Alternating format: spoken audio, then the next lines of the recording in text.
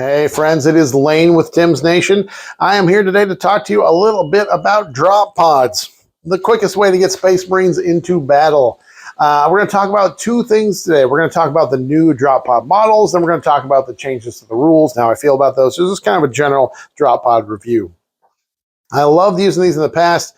Anybody who's a longtime viewer of the channel remembers I ran Death Watch with 3 Stern Guard squads and kicked out just a ton of devastating wounds. And I usually delivered them into battle using drop pods. So I've got 3 of the old school drop pods. I modeled mine so the doors can close and be open, and they don't really stay closed. So I have to have rubber bands to rubber band them up if I don't want them to be flopping around. But so we have a new drop pod kit, so let's talk about the new model compared to the old model, and then we'll talk a little bit about the rules and how those compare, how I plan to use them. I'd love to get some feedback from you guys, how you plan to use them or would like to use them. We'll go from there. So the old kit, first of all, suffers from the same problem that, in my opinion, all GW stuff suffers from, which is they insist on just making as many bits and pieces as possible and chopping it into the smallest, tiniest pieces imaginable. So even if you're building basic guardsmen, there's way too many bits and pieces to assemble. Some people love the model building process. That's their favorite process, part of the whole hobby. For me, I'd rather just get it done with. I'm not a big fan of that. I do some converting here and there, but I don't spend a ton of time converting, so I don't need all the bits to be separate. But man, this drop pod took forever to build. Like I said, I built 3 of these guys. I think it's been like 5 or 6 years since I built them, but I think they had like 65 pieces that go into them. Plus, there's some little emblems you can put. They came with different Space Marine chapter emblems. I just put the Eagles on mine, but they came with like Ultramarine or Blood Angel or Black Templar little icons. So they give you some customization options, which is nice.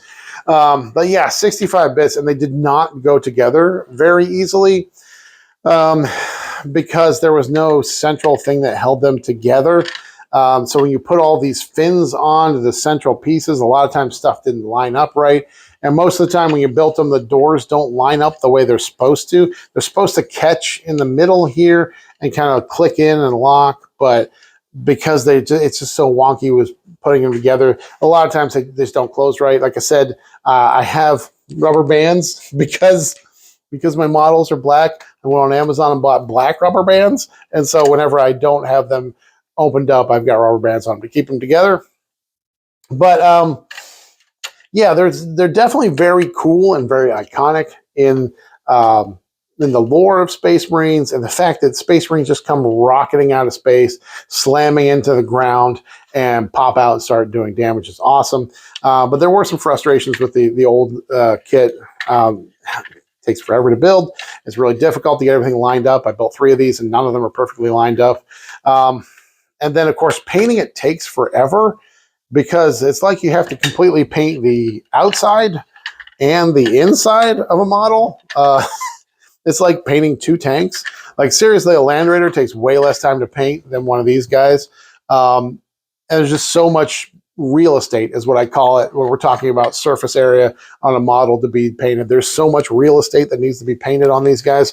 So definitely some frustrations, but I love the fact that they are big, cool, and thematic, and I love the fact that they deliver my Stern Guard into rapid fire range to start doing some damage. So now we have a new kit, 65 pieces. Here's the big news, guys. This was 8 pieces.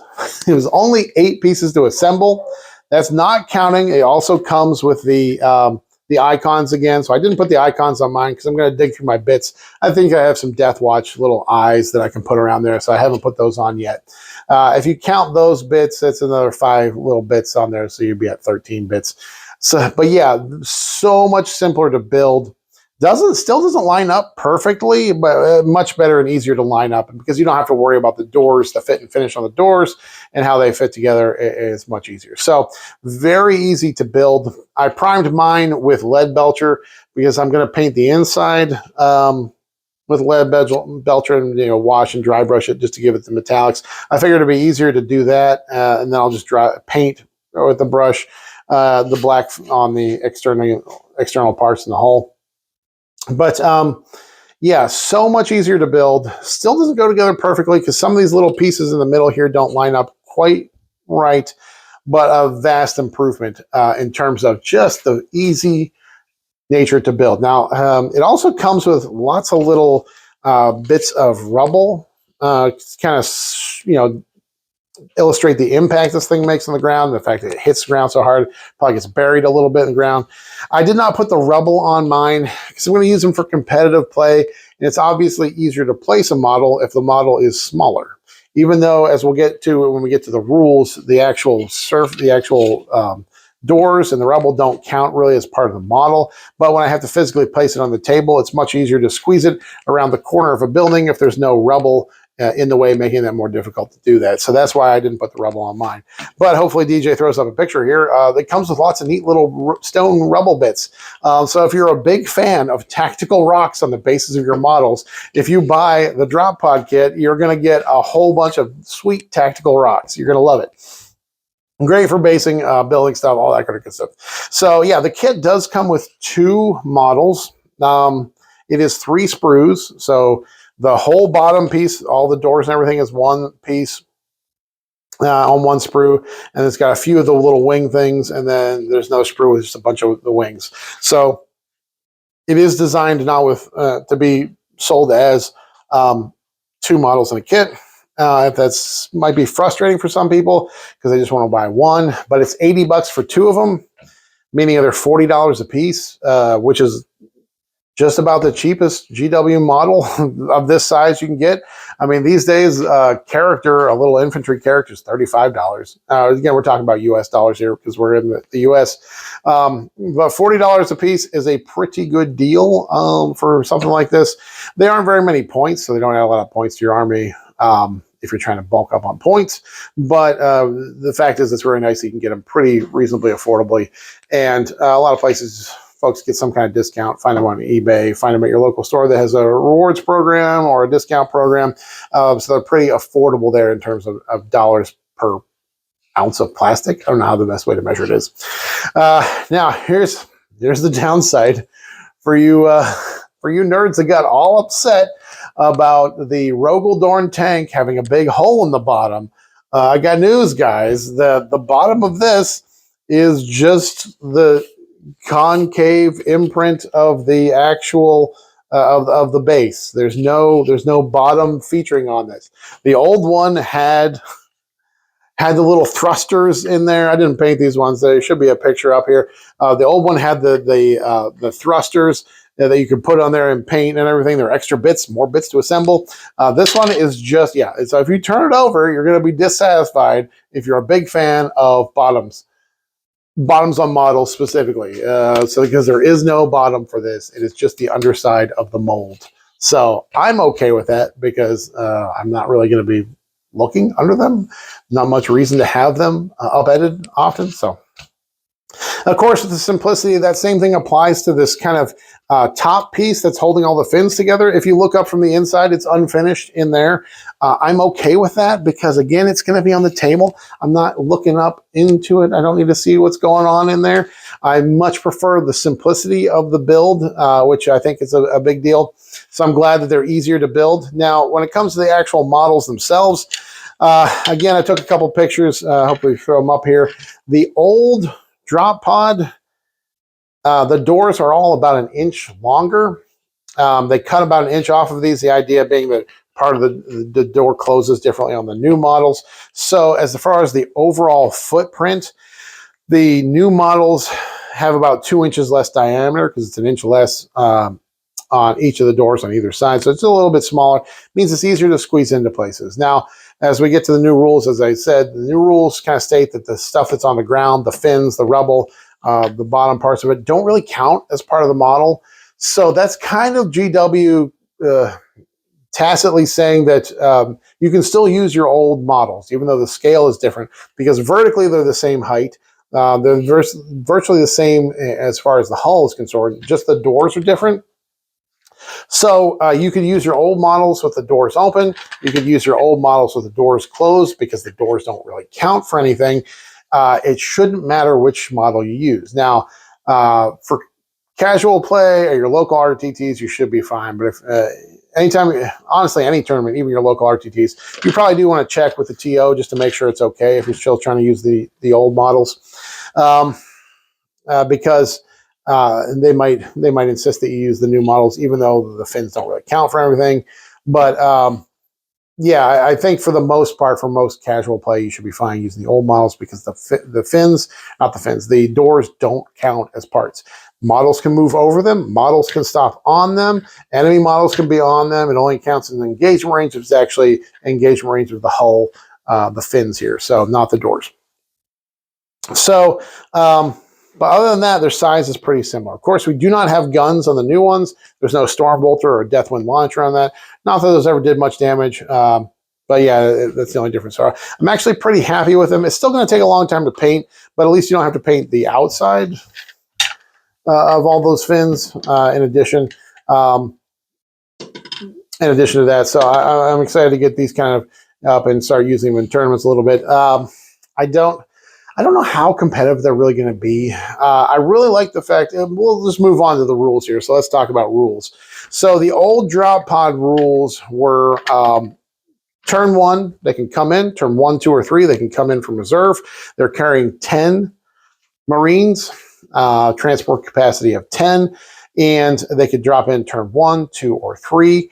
They disembark the models that come out there. They counted in 10th edition as disembarking, so they weren't able to make charges or anything. They were kind of stuck there. But it allowed you to deliver Space Marines quickly. And it had an interesting rule where it didn't count towards your deep strike limit. So you could have way more than 1,000 points in deep strike because the pods themselves and the units embarked in them did not count towards that. Of course, it's one of the only ways you can get turn 1 deep strikes. They also had OC of 2, which meant they could control an objective, which is good, but it also meant that they could do actions, which was also very good. Being able to drop in a drop pod with the doors open and line up your Marines to shoot at something, but its door was over an objective and you were able to cleanse it or establish locus, something along those lines, was definitely very handy. So the fact is that they had a lot more utility outside of just delivering the troops into battle. Of course, they had a Stormbolter. Maybe it kills a Grot, maybe it kills an Elf or something, or the Deathwind launcher. I always use Stormbolters just because they had the longer range. But the important thing was the OC, control an objective, and of course, they could do actions. So that was really valuable to them. They were, interestingly, just transports, not dedicated transports. So if you didn't want to, you didn't have to put anything in them. You could technically before you could drop them into empty. Which might be an interesting way of move blocking your opponent or just getting it out there to get on objectives while keeping other things in reserve. Definitely an interesting piece that most people probably just put their stuff in there and dropped it down because that's what's fun to do, but it did have that play to it. So the new rules now, we don't have to worry about the huge footprint that it has. We don't have to worry about whether the doors should be open or closed because that was something that GW didn't really specify. They gave us a model, but didn't really specify whether you should deploy it with doors open or closed. So now the new rules give us a few changes. Now, instead of just being transports, they are dedicated transports. So they must have something in them at the start of the battle, or else they just are destroyed. But now, of course, you can take 6 of them. If that's your bag, man, go ahead and take 6. I hope your opponent doesn't have a lot of infiltrators, a lot of board coverage. It's going to be a problem for you. But yeah, so now that we have dedicated transports, it is OC0 now, which means it doesn't do a whole lot for secondaries. It can get you engage in all fronts. Obviously, when it comes in and drops out some Marines, they're going to be also in that front as well. But as we said, now we can make charges out of them. Because previously you could not make charges on the turn they dropped in because it counted as a disembark after a movement. But now you can. So if it drops into a table quarter and your Marines make a charge into another table quarter, it's still going to get you that engage. Same thing with behind enemy lines. If your opponent leaves a big old gap in their deployment zone, you drop in the pod and the Marines that get out. That gives you 2 for behind enemy lines. So you get 4 instead of 3. I don't know why behind enemy lines isn't 5 for 2 units, but But that's about it. Other than that, it does, of course, it is still unit. It is going to give up, bring it down pretty easily, but it does still block out deep strikes. So it does, for if you're playing against an uppy downy army or an army that has a lot of deep strikes, you can certainly drop these things in turn one and block out specific areas of the board. And then the Marines that disembark can move forward and start doing damage, but you still have all of this deep strike deny, 9-inch deep strike deny applying to the table. So they can be useful for that as well. Like this tournament this past weekend, I took 2 of the Tallyman's in my Death Guard because, I mean, obviously they give me CP, but it's just a 40-point model that scooches out somewhere and blocks out deep strikes. So definitely handy to have. So the big thing I was really hoping for with the new drop pods was the change in transport capacity. I am very frustrated in general with Space Marine transports because the Rhino can't take Primaris. I don't know why. If you want to put 10 Primaris Marines into a transport, your cheapest option is a 180-point repulsor, which has some durability at T12 and 16 wounds, but every army now is teched to kill knights really fast. So if any army sees that, it's probably just going to kill it right away. It's going to go away. It doesn't have that much damage output for 180 points. I'd rather, of course, you have Land Raiders, but then we're getting into 220, 240, 285, 65 or 85 for Redeemer. We're getting into much more points. I would just love a cheap transport for Marines. I wish Primaris could go on Rhinos. The other frustration, of course, of the drop pods were limited to 10. So if you took a 10-man and added the character to it, you have to drop one of the squads from 10-man, which is a bummer. Especially a bummer if you had a 10-man that had some weapons in there that were 1 for every 5. For example, Stern Guard, my favorite little Stern Guard.